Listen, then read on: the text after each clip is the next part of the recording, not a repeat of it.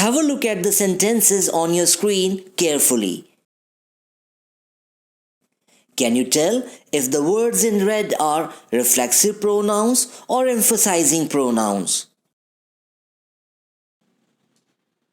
You will soon be able to figure out where we used reflexive pronouns and emphasizing pronouns in the given sentences.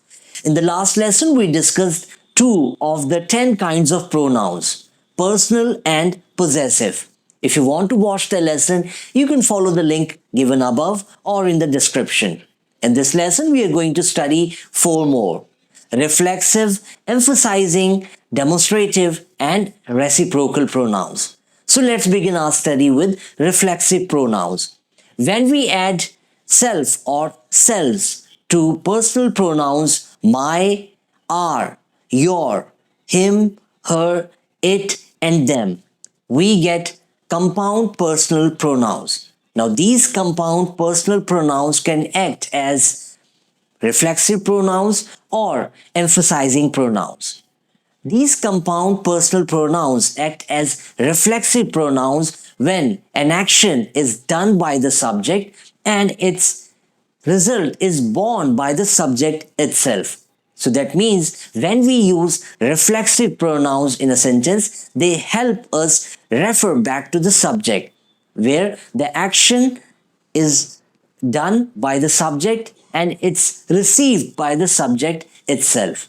Let's see some examples to understand this better. I injured myself while playing football. We enjoyed ourselves at the party. They blamed themselves for the poor show. Stella looked at herself in the mirror. In all the sentences, reflexive pronouns reflected the action back to the respective subjects.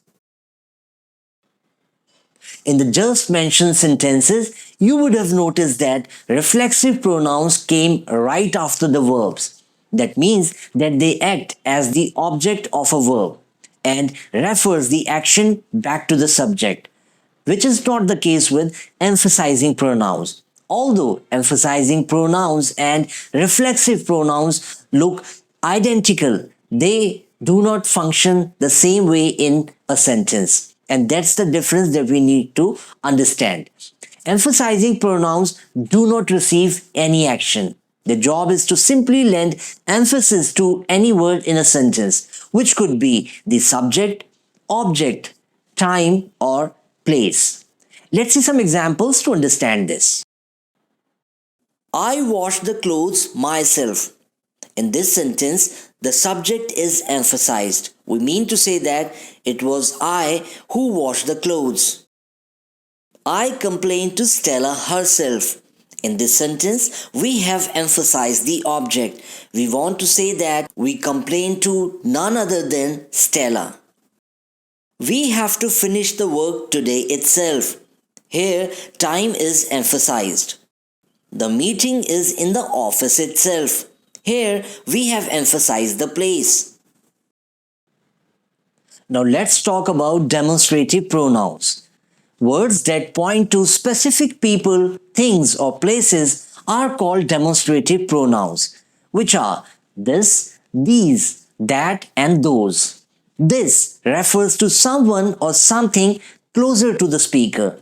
These refers to people or things closer to the speaker. On the other hand, that refers to a person or a thing that is farther from the speaker. Those refers to people or things that are farther from the speaker. Let's see some examples to understand this. This is my book. These are my books. That is my friend. Those are my friends. Now this is something important that you need to know. This, that, these and those can also be used as demonstrative adjectives. Now the important question is, how would you distinguish between a demonstrative adjective and a demonstrative pronoun? It is easy to remember.